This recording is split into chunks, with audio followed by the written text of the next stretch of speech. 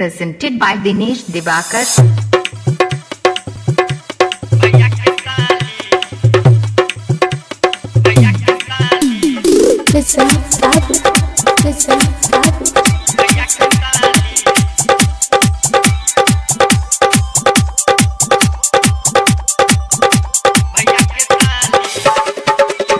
देखिए कवकारा भेली हम पागल पहले नजर में वो दिल लेके भागल।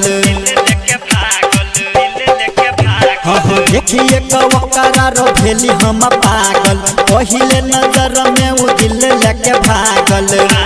देखे में गोर थोड़ा रही काली,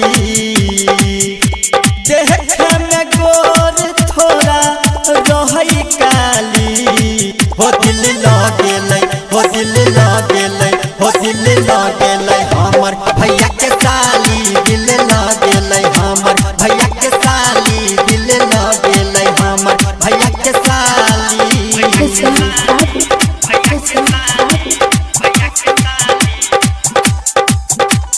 निजाम बाबू, निजाम बाबू।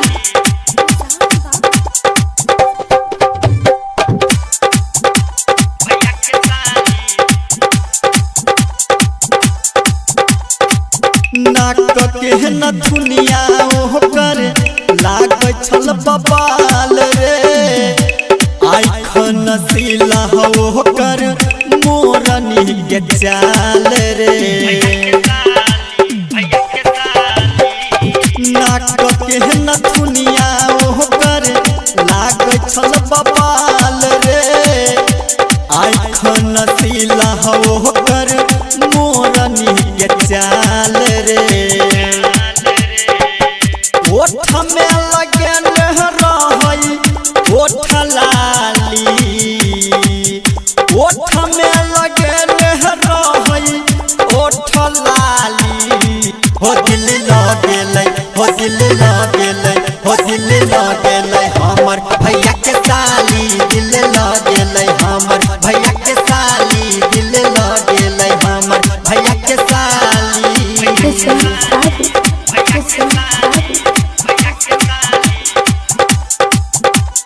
निजाम बाबू, निजाम बाबू।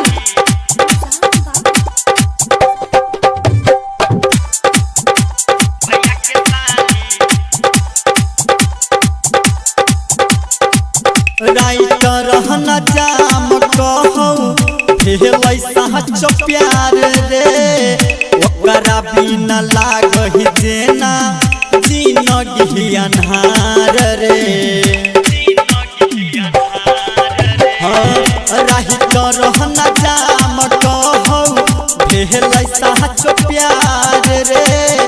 ओकरा बिना लागही जेना जिंदगी अन्हार रे।